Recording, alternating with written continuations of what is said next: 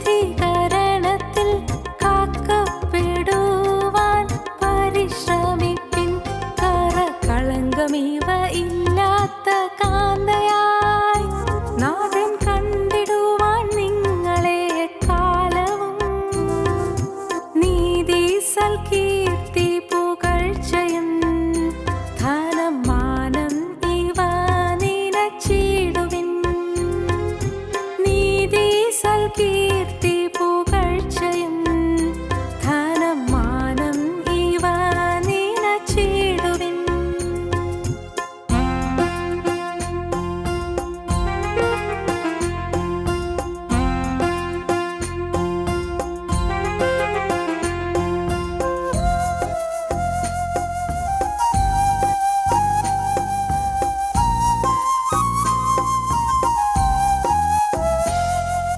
ക്രിസ്തുവിൻ നാളിൽ ഇമപ്പൊഴുതിൽ നാം മറുരൂപരായി തീർന്നിടുവാൻ ക്രിസ്തുവിൽ തന്നെ ഏതു നേരത്തും ഇരിപ്പതിനായി പരിശ്രമിപ്പിൻ. ദൈവം ദാനമായി തന്നിടുന്ന നീതിയിൽ എല്ലാം ഛേദമെന്നും കുപ്പയെന്നും എണ്ണിയും കർത്തൻ പാടുപെട്ടു മരിച്ചുയർത്ത പോലവേ സ്വന്ത ജീവിതത്തിൽ കണ്ടിടേണം പൂർണ്ണമായി. കർത്തൻ പാടുപെട്ടു മരിച്ചുയർത്ത പോലവേ സ്വന്ത ജീവിതത്തിൽ കണ്ടിടേണം പൂർണ്ണമായി. യേശുരാജനിൻ വരവു സമീപമായി എന്ന് ഓർത്തിഹത്തിൽ പാർത്തിടുന്ന ശുദ്ധരേ, വേഗമുണർന്നു സ്വജീവിതം പരിപൂർണ വിശുദ്ധിയിൽ കാക്കുവിൻ.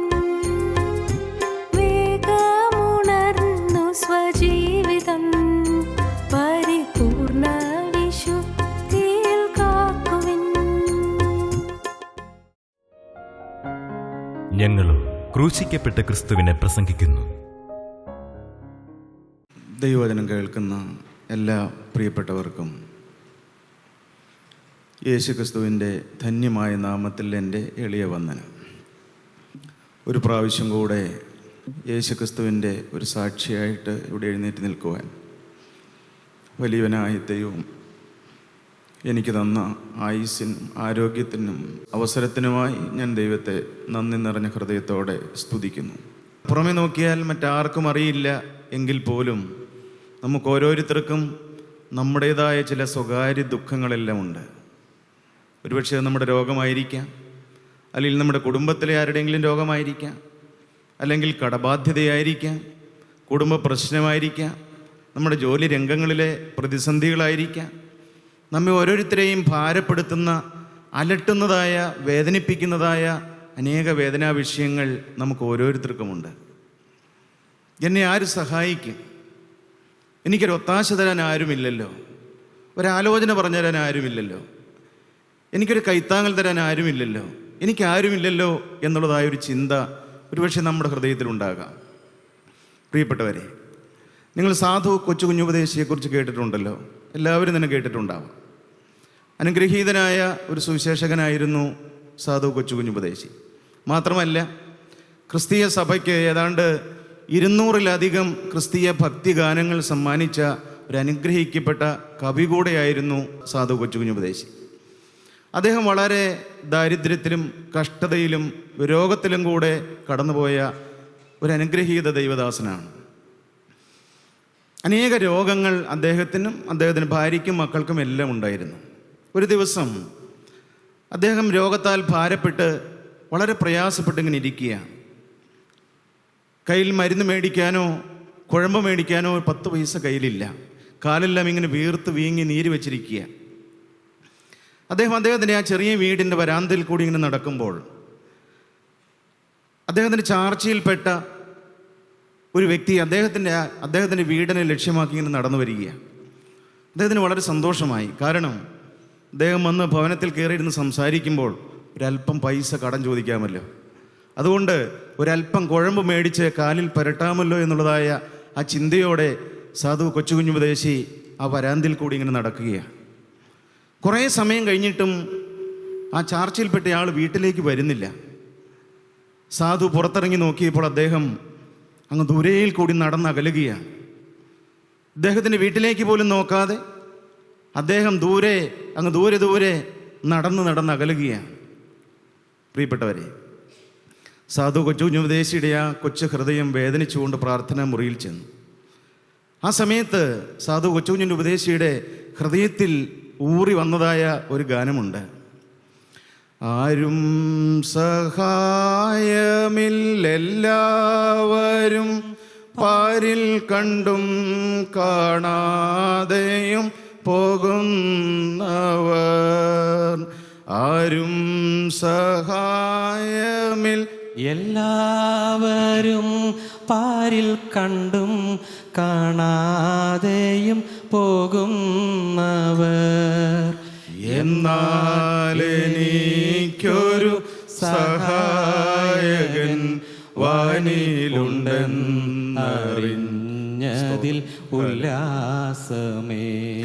എന്നാൽ എനിക്കൊരു സഹായകൻ വാനിലുണ്ടെന്നറിഞ്ഞതിൽ ഉല്ലാസമേ. പ്രിയപ്പെട്ടവരെ, ഒരുപക്ഷെ നാം വേദനയോടെ ആയിരിക്കും ഇവിടെ വന്നിരിക്കുന്നത്. എന്നെ സഹായിക്കാൻ ആരുമില്ലല്ലോ, എൻ്റെ കാര്യം അന്വേഷിക്കാൻ എനിക്ക് ആരുമില്ലല്ലോ, എനിക്കൊരു ഒത്താശ തരാൻ, ഒരു നല്ല വാക്ക് പറയാൻ, ഒരു പ്രോത്സാഹനം തരാൻ എനിക്ക് ആരുമില്ലല്ലോ എന്ന് ഒരുപക്ഷെ വേദനിച്ചായിരിക്കാം നിങ്ങൾ ഈ വചനം കേൾക്കുന്നത്. എന്നാൽ പ്രിയപ്പെട്ടവരെ, എനിക്കും എൻ്റെ എളിയ അനുഭവത്തോട് ചേർത്ത് നിങ്ങളോട് ഒരു കാര്യം പറയാനുണ്ട്. നമ്മെ കരുതാൻ ഒരാളുണ്ട്. നമ്മുടെ കണ്ണുനീര് കാണുന്ന ഒരു ദൈവമുണ്ട്. നമ്മുടെ വേദനകൾ അറിയുന്ന ഒരു ക്രിസ്തു ജീവിക്കുന്നുണ്ട്. നമ്മുടെ നൊമ്പരങ്ങൾ അറിയുന്ന ഒരു നല്ലവനായ യേശു ജീവിക്കുന്നുണ്ട്. പ്രിയപ്പെട്ടവരെ, അവനങ്ങ് ദൂരെയല്ല, അവൻ ഇന്ന് നമ്മുടെ മധ്യത്തിലേക്ക് അവൻ കടന്നു വന്നിട്ടുണ്ട്. നമ്മുടെ അരികത്തവൻ നിൽക്കുന്നുണ്ട്, നമ്മുടെ തൊട്ട് ചേർന്നവൻ നിൽക്കുന്നുണ്ട്. അവൻ നമ്മോട് ഇത്രയും നേരം സംസാരിച്ചുകൊണ്ടിരിക്കുകയായിരുന്നു.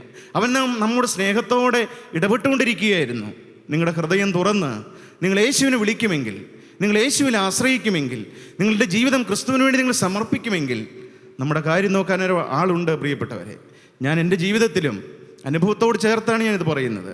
എൻ്റെ ജീവിതത്തിലും വേദനാ വിഷയങ്ങളുണ്ട്, സങ്കട വിഷയങ്ങളുണ്ട്, ദുഃഖ വിഷയങ്ങളുണ്ട്. എന്നാൽ പ്രിയപ്പെട്ടവരെ, ഞാൻ ഇത്രയും കാലം ഈ കൂട്ടത്തിൽ വന്ന് ദൈവത്തിൻ്റെ വചനം കേട്ടിട്ട് എനിക്കൊരാളെ പിടുത്തം കിട്ടി, എനിക്കൊരു രക്ഷകനെ പിടുത്തം കിട്ടി.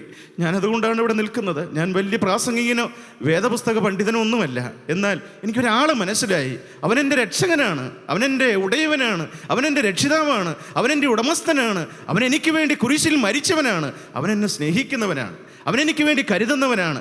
ഞാൻ അവൻ്റെ സന്നിധിയിൽ എൻ്റെ വേദനാ വിഷയം പറഞ്ഞാൽ അവൻ്റെ സമയത്ത് അവനെൻ്റെ വേദനാ വിഷയങ്ങൾക്ക് പരിഹാരം തരുന്ന യേശുവിനെ ഞാൻ അനുഭവിക്കുന്നു. പ്രിയപ്പെട്ടവരെ, ഞാൻ തികഞ്ഞവനായിട്ടില്ല, പക്ഷേ യേശു എനിക്കൊരു യാഥാർത്ഥ്യമാണ്. യേശു ഇന്നും ജീവിക്കുന്നവനാണ്.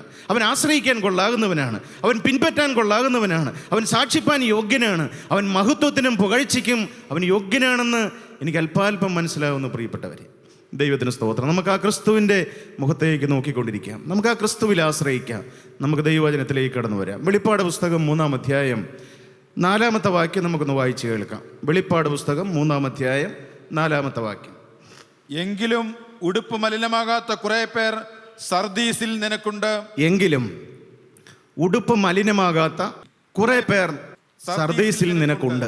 വെളിപ്പാട് പുസ്തകം നാം വായിക്കുകയും പഠിക്കുകയും മനസ്സിലാക്കുകയും ചെയ്യുമ്പോൾ അപ്പോസ്തലനായ യോഹന്നാൻ യേശുക്രിസ്തുവിൻ്റെ സാക്ഷ്യവും വചനവും നിമിത്തം പത്മോസ് ദ്വീപിൽ നാട് കടത്തപ്പെട്ട് ഏകാഗിയായി കഴിയുകയാണ്. അങ്ങനെ കഴിയുമ്പോൾ ഒരു കർത്തൃ ദിവസം അപ്പോസ്തലനായ യോഹന്നാൻ ആത്മവിവശതയിലായി. ആത്മാവിൻ്റെ നിറവ് അപ്പോസ്തലൻ അനുഭവിക്കാൻ സാധിച്ചു. ആ സമയത്ത് ജീവനുള്ള ദൈവം ചില ആത്മീയ മർമ്മങ്ങളും ചില ആത്മീയ ദർശനങ്ങളെല്ലാം യോഹന്നാൻ ശ്ലീഹായ്ക്ക് ദൈവം കാണിച്ചു കൊടുക്കുകയാണ്. അതിൽ 3 ഭാഗമായിട്ട് ഈ വെളിപ്പാട് പുസ്തകം നമുക്ക് തിരിക്കാം. ഒന്ന്, അപ്പോസ്തലനായ യോഹന്നാൻ കണ്ടതായ കാര്യങ്ങൾ. അത് 1-ാം അധ്യായമാണ്. 1-ാം അധ്യായം 13-ാമത്തെ വാക്യം നമുക്കൊന്ന് വായിച്ചു കേൾക്കാം. എന്താണ് യോഹന്നാൻ ശ്ലീഹ കണ്ടത്? 1-ാം അധ്യായം 13-ാമത്തെ വാക്യം. തിരിഞ്ഞപ്പോൾ 7 പൊൻനിലവിളക്കുകളെയും 7 പൊൻനിലവിളക്കുകളെയും നിലവിളക്കുകളുടെ നടുവിൽ നിലവിളക്കുകളുടെ നടുവിൽ നിലയങ്കി ധരിച്ച് നിലയങ്കി ധരിച്ചുകൊണ്ട് മാറത്ത് പൊൻകച്ച കെട്ടിയവനായി മനുഷ്യപുത്രനോട് സദൃശനായ ഇവനെയും കണ്ടു. ഒരു ദൈവത്തെ യോഹന്നാൻ ശ്ലീഹ കാണുകയാണ്. അതാണ് യോഹന്നാൻ ശ്ലീഹ കണ്ടത്. ആദ്യമായിട്ട് ഈ ദർശനത്തിൽ യോഹന്നാൻ കാണുന്നതാണ്. തേജോമയനായ ദൈവത്തെ യോഹന്നാൻ കാണുകയാണ്. കണ്ടപ്പോൾ എന്താണ് ചെയ്തത് യോഹന്നാൻ അവൻ്റെ കാലക്കലങ്ങ് വീണു. പ്രിയപ്പെട്ടവരെ, വീണ്ടും ചില കാര്യങ്ങളെല്ലാം കാണിച്ചു കൊടുക്കുകയാണ്, ഇപ്പോഴുള്ളതായ ചില കാര്യങ്ങൾ. അതാണ് വെളിപ്പാട് പുസ്തകം 2-3 അധ്യായങ്ങൾ. ഏഷ്യ മൈനറിലെ 7 സഭകൾക്കുള്ളതായ ദൂതാണ് ഇപ്പോഴുള്ളതായ കാര്യങ്ങൾ യോഹന്നാന് മനസ്സിലാക്കി കൊടുക്കുന്നത്. പിന്നീട് 4-ാം അധ്യായം മുതൽ 22-ാം അധ്യായം വരെ, അവസാനത്തെ അധ്യായം വരെ ഇനി മേലിൽ സംഭവിക്കാനിരിക്കുന്ന കാര്യങ്ങളാണ് യോഹന്നാന് മനസ്സിലാക്കി കൊടുക്കുന്നത്. അതാണ് വെളിപ്പാട് പുസ്തകത്തിൻ്റെ ആകത്തുക എന്ന് പറയുന്നത്. പ്രിയപ്പെട്ടവരെ, ഇപ്പോഴുള്ളതായ കാര്യങ്ങൾ, അതാണ് 7 സഭകൾക്കുള്ളതായ ദൂത്. 7 സഭകളുടെ ആത്മീയ അവസ്ഥ എന്താണ് എന്ന് ദൈവാത്മാവ് മനസ്സിലാക്കി കൊടുക്കുകയാണ്. അതിനു മുമ്പ് ഒരിക്കൽ നാം ചിന്തിച്ചു, ഒന്നാമത്തെ സഭ എഫേസോസിലെ സഭയാണ്. അത് വലിയ ഒരു ആത്മീയ വീര്യമുള്ള ഒരു സഭയായിരുന്നു. ആദ്യ സ്നേഹത്തിൽ ആത്മനിറവിൽ ജീവിച്ചതായ ഒരു സഭയായിരുന്നു. എന്നാൽ കാലങ്ങൾ മുമ്പോട്ട് പോയപ്പോൾ അവരുടെ ആദ്യ സ്നേഹം നഷ്ടപ്പെട്ടു പോയി. നാം ഇപ്പോൾ ഈ ദൈവത്തിൻ്റെ വചനമോട് കേട്ടുകൊണ്ടിരിക്കുമ്പോൾ നമ്മൾ നമ്മുടെ ഓരോരുത്തരെയും സ്വന്തം ജീവിതത്തിലേക്കും തിരിഞ്ഞു നോക്കി ശോധന ചെയ്യുന്നത് നല്ലതാണ്. ഒരു കാലത്തുണ്ടായിരുന്നതായ ഒരു ആത്മീയ വീര്യം എന്നെനിക്കുണ്ടോ? ആ ദൈവവചനം കേൾക്കാനുള്ളതായ ഒരു ആഗ്രഹം, ഒരു ആർത്തി, ഒരു വലിയ ദാഹം ഇന്ന് എൻ്റെ ഹൃദയത്തിലുണ്ടോ?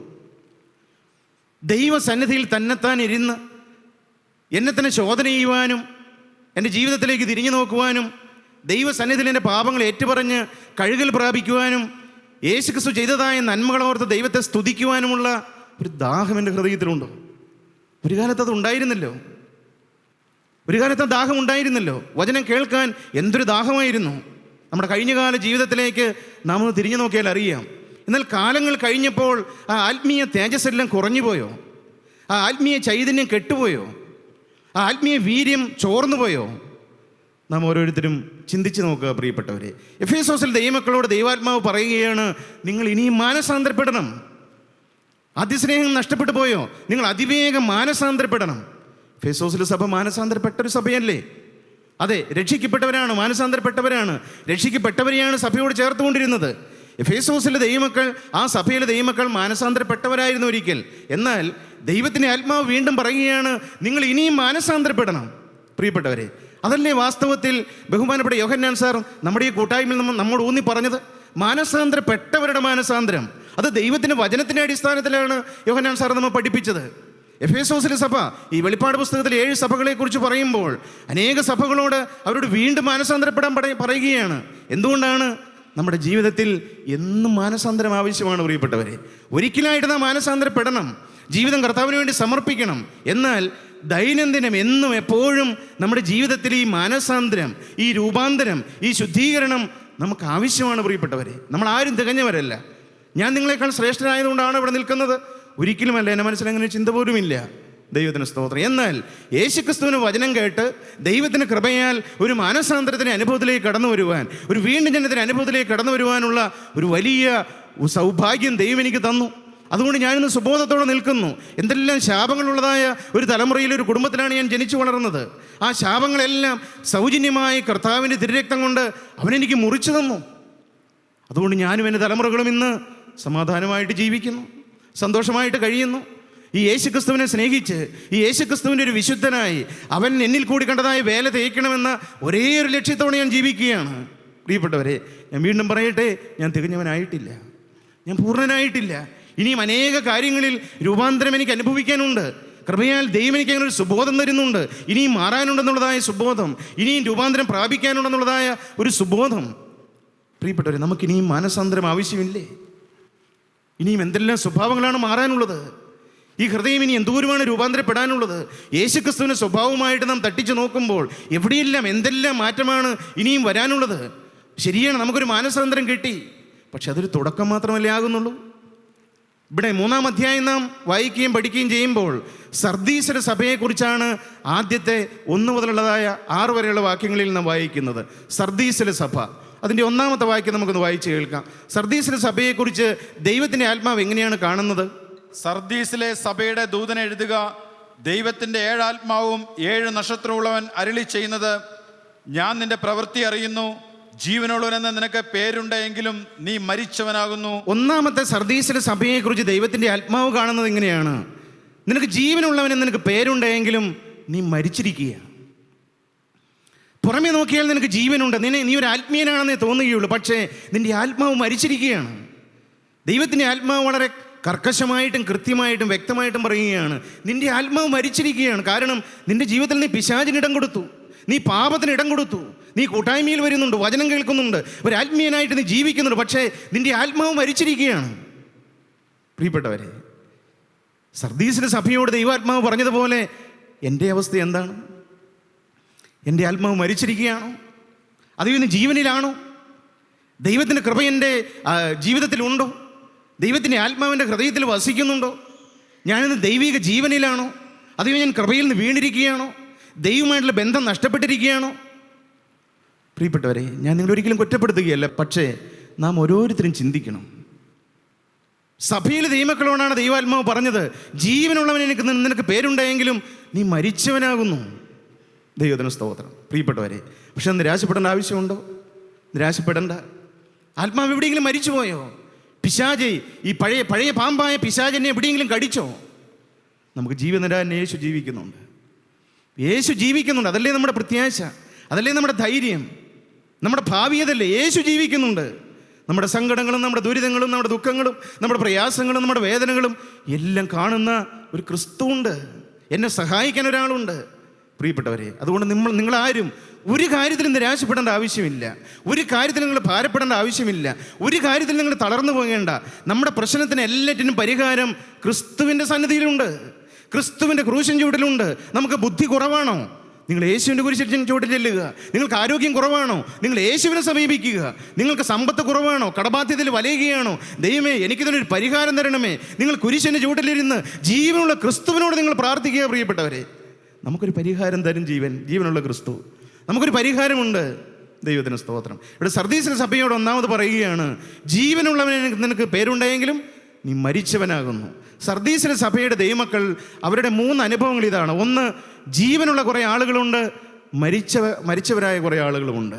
രണ്ടാമത്തെ അവരുടെ അവസ്ഥയാണ് നാം ഇപ്പോൾ വായിച്ചു കേട്ടത്. 4-ാം വാക്യം ഒന്നുകൂടെ നമുക്ക് വായിച്ചു കേൾക്കാം. എങ്കിലും ഉടുപ്പ് മലിനമാകാത്ത കുറെ പേർ സർദീസിൽ നിനക്കുണ്ട്. പ്രിയപ്പെട്ടവരെ, ദൈവത്തിൻ്റെ പരിശുദ്ധാത്മാവ് സന്തോഷത്തോടൊരു കാര്യം പറയുകയാണ്. ഈ സർദീസിലെ സഭയുടെ അവസ്ഥ ഇങ്ങനെയൊക്കെ ആണെങ്കിലും കുറേ ആളുകൾ മരിച്ചു കിടക്കുകയാണ്, ജീവനില്ലാത്തവരെ കിടക്കുകയാണ്. പക്ഷേ ദൈവത്തിൻ്റെ ആത്മാവിനൊരു ചെറിയൊരു ആശ്വാസം. ഇങ്ങനെയൊക്കെ ആണെങ്കിലും ഉടുപ്പ് മലിനമാകാത്ത കുറേ പേർ സർദീസിൽ നിനക്കുണ്ട്. കുറച്ച് പേരുണ്ട് ജീവിത വസ്ത്രം കറപറ്റാതെ സൂക്ഷിക്കുന്നവർ. പ്രിയപ്പെട്ടവരെ, നമ്മുടെ ജീവിത വസ്ത്രം എങ്ങനെയുണ്ട്? അതിൽ കറകൾ വല്ലതും പറ്റിയിട്ടുണ്ടോ? അതിൽ ചെളി വല്ലതും പറ്റിയിട്ടുണ്ടോ? അതിൽ പൊടി എന്തെങ്കിലും പറ്റിയിട്ടുണ്ടോ? എവിടെയെങ്കിലും വസ്ത്രം നമ്മുടെ മുഷിഞ്ഞു പോയിട്ടുണ്ടോ? നീതിയുടെ വസ്ത്രം സൗജന്യമായി ലഭിച്ച ദൈവമക്കളിലെ നമ്മൾ ഓരോരുത്തരും സൗജന്യമായി കഴുകി കിട്ടിയ ആ വെള്ള വസ്ത്രവുമായിട്ട് ആത്മീയ ജീവിതം തുടങ്ങിയവരല്ലേ നമ്മൾ ഓരോരുത്തരും? ഇന്ന് നമ്മുടെ ജീവിത വസ്ത്രം എങ്ങനെയുണ്ട്? സഭാപ്രസംഗയുടെ പുസ്തകം 9-ാം അധ്യായം 8-ാം വാക്യം നമുക്കൊന്ന് വായിച്ച് കേൾക്കാം.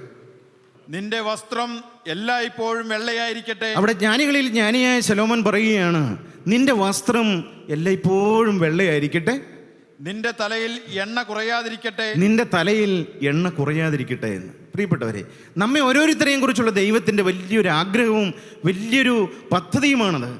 ഉടുപ്പ് മലിനമാകാത്ത കുറച്ച് പേർ. നാം എവിടെ നോക്കിയാലും അശുദ്ധി നിറഞ്ഞതായ ലോകത്താണ് നാം ജീവിക്കുന്നത്, മ്ലേച്ഛത നിറഞ്ഞതായ ലോകം, എവിടെ ഏത് രംഗത്ത് നോക്കിയാലും. എന്നാൽ പ്രിയപ്പെട്ടവരെ, സ്വർഗത്തിലെ ദൈവം പ്രതീക്ഷയോടെ ഇന്ന് ഈ പകൽക്കാലം നമ്മെ ഓരോരുത്തരെയും നോക്കുകയാണ്. ഉടുപ്പ് മലിനമാകാത്ത കുറച്ച് പേർ ഈ കൂട്ടായ്മയിലൊന്നും ഉണ്ടായിരുന്നുവെങ്കിലെന്ന്. പ്രിയപ്പെട്ടവരെ, ആ വെല്ലുവിളി എനിക്കും നിങ്ങൾക്കും നമുക്ക് ഓരോരുത്തർക്കും ഒന്ന് ഏറ്റെടുക്കാമോ? ഉടുപ്പ് മലിനമാകാത്ത ഒരു വിശുദ്ധ ദൈവദാസനായ ഒരു ദൈവദാസിയായി ഞാൻ ഈ തലമുറയിൽ എൻ്റെ കുടുംബത്തിൽ ഞാൻ ഒരാൾ നിൽക്കുമെന്ന്. പ്രിയപ്പെട്ടവരെ, നിങ്ങളിവിടെ ഇരിക്കുന്ന ഇരിപ്പിലിരുന്നു കൊണ്ട് നിങ്ങളുടെ ഹൃദയത്തിൽ വേറെ ആരും കേൾക്കണ്ട, വേറെ ആരും അറിയണ്ട, നിങ്ങളുടെ ഹൃദയത്തിൽ അങ്ങനെ ഒരു തീരുമാനം എടുത്താൽ ആ തീരുമാനം സ്വർഗത്തിൽ കുറിച്ചു വയ്ക്കും. പ്രിയപ്പെട്ടവരെ, നമുക്കത് സാധ്യമാക്കി തരും കർത്താവ്, നമുക്കത് അനുഭവമാക്കി ദൈവം തീർത്തു തരും. പക്ഷെ നമ്മുടെ ഭാഗത്ത് നിന്ന് വരേണ്ടത് ഒരു സമർപ്പണമാണ്, ഒരു തീരുമാനമാണ്. കർത്താവേ, എൻ്റെ ജീവിത വസ്ത്രത്തിൽ ഒരഴുക്ക് പറ്റാതെ, ഒരു കറ പറ്റാതെ ഞാൻ സൂക്ഷിച്ചു കൊള്ളാം. അപ്പം ഇതുവരെ വന്നതോ, ഇതുവരെ സംഭവിച്ചതോ? പല അഴുക്കുകളും പറ്റി, പല കറകളും പറ്റി. അത് കഴുകിയിട്ടും പോകാത്ത ചില കറകളെല്ലാം ജീവിതത്തിൽ പറ്റിപ്പിടിച്ചിരിക്കുന്നവരുണ്ട്. എത്ര കഴുകിയിട്ടും, എത്ര തീരുമാനമെടുത്തിട്ടും, എത്ര ഉപേക്ഷിച്ചിട്ടും വിട്ടുപോകാത്തതായ ചില പാപ സ്വഭാവങ്ങൾ, കഴിഞ്ഞ കാലങ്ങളിൽ സംഭവിച്ചതായ ചില പാപത്തിൻ്റെ മാലിന്യങ്ങളെല്ലാം ഇന്നും ജീവിത വസ്ത്രത്തിൽ നിൽക്കുന്നുണ്ടാവാം. അതൊരു പക്ഷേ ഭ്രൂണഹത്യ ചെയ്തതായിരിക്കാം, ഏതെങ്കിലും കൊലപാതകത്തിന് കൂട്ടുന്നതായിരിക്കാം, ആരെങ്കിലും വഞ്ചിച്ചതായിരിക്കാം, ആരെങ്കിലും ചതിച്ചതായിരിക്കാം, ആരെങ്കിലും കെണിയിൽ വീഴ്ചതായിരിക്കാം. പ്രിയപ്പെട്ടവരെ, ഇതെല്ലാം ചില കറകളായിട്ട് നമ്മുടെ ജീവിത വസ്ത്രത്തിൽ ഉണ്ടാകാം. നിങ്ങൾ നിങ്ങളുടെ ജീവിത വസ്ത്രം പരിശോധിക്കാറുണ്ടോ? ദൈവസന്നിധിയിൽ ഇരിക്കാറുണ്ടോ? ക്രിസ്തുവിൻ്റെ മുഖത്തേക്ക് നിങ്ങൾ നോക്കാറുണ്ടോ? കർത്താവേ, ഇനിയും കഴുകി കിട്ടാത്തതായിട്ട് എന്തെങ്കിലും കറകൾ എൻ്റെ ജീവിതത്തിലുണ്ടോ? ഓർമ്മയുടെ പുസ്തകത്തിൽ നിന്ന് മാഞ്ഞു പോകാത്തതായിട്ട് എന്തെങ്കിലും അവിടെ എഴുതിയിട്ടുണ്ടോ? കർത്താവേ, ഉണ്ടെങ്കിൽ നീ എനിക്കൊന്ന് കാണിച്ചു തരണമേ. ഞാൻ എന്തും ചെയ്യാൻ തയ്യാറാണ് കർത്താവേ, എന്തും ചെയ്യാൻ തയ്യാറാണ്. നീക്കുപോക്ക് വരുത്താൻ ഞാൻ തയ്യാറാണ്. ക്ഷമ ചോദിക്കാൻ ഞാൻ തയ്യാറാണ്. തിരിച്ചു കൊടുക്കാൻ ഞാൻ തയ്യാറാണ്. പ്രിയപ്പെട്ടവരെ, നിങ്ങൾ എല്ലാം ഒന്ന് കഴുകി കിട്ടാൻ നിങ്ങൾക്ക് ആഗ്രഹമുണ്ടോ? ജീവിത വസ്ത്രം ഒന്ന് കഴുകി കിട്ടാൻ ആഗ്രഹമുണ്ടോ?